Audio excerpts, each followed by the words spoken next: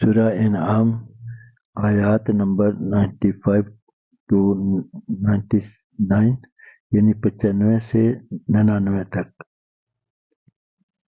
ارشاد باری تعالیٰ ہے، بے شک اللہ تعالیٰ بیج اور گٹھلی کو پھاڑنے والے ہیں، وہی جاندار کو بے جان سے نکالتے ہیں اور وہی بے جان کو جاندار سے نکالتے ہیں۔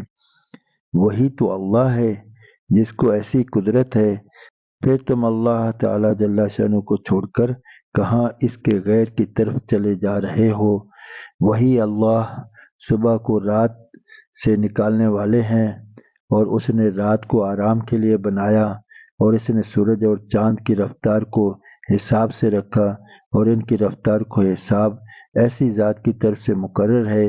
جو بڑی قدرت اور بڑی علم والے ہیں، اور اس نے تمہارے فائدے کے لیے ستارے بنائے ہیں تاکہ تم ان کے ذریعے سے رات کے اندھیروں میں خشکی اور دریا میں راستہ معلوم کر سکو۔ اور ہم یہ نشانیاں خوب کھول کھول کر بیان کر دیں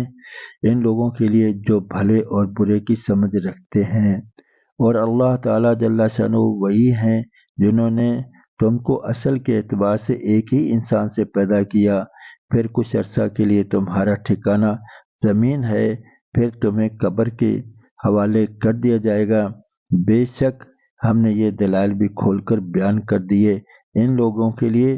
جو سمجھ بوجھ رکھتے ہیں۔ اور وہی اللہ رب العزت ہیں جنہوں نے آسمان سے پانی اتارا اور ایک ہی پانی سے مختلف قسم کے نباتات کو زمین سے نکالا، پھر ہم نے اس سے سبز کھیتی نکالی، پھر اس کھیتی سے ہم ایسے دانے نکالتے ہیں جو اوپر تلے ہوتے ہیں، اور کھجور کی شاخوں میں ایسے گچھے نکالتے ہیں جو پھل کے بوجھ کی وجہ سے جھکے ہوئے ہوتے ہیں، اور پھر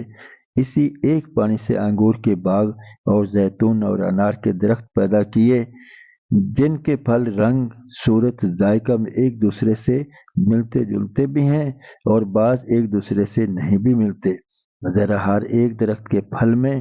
غور تو کرو جب وہ پھل لاتا ہے کہ بالکل کچا اور بدمزہ، اور پھر اس کے پکنے میں بھی غور کرو کہ اس وقت تمام صفات میں کامل ہوتا ہے۔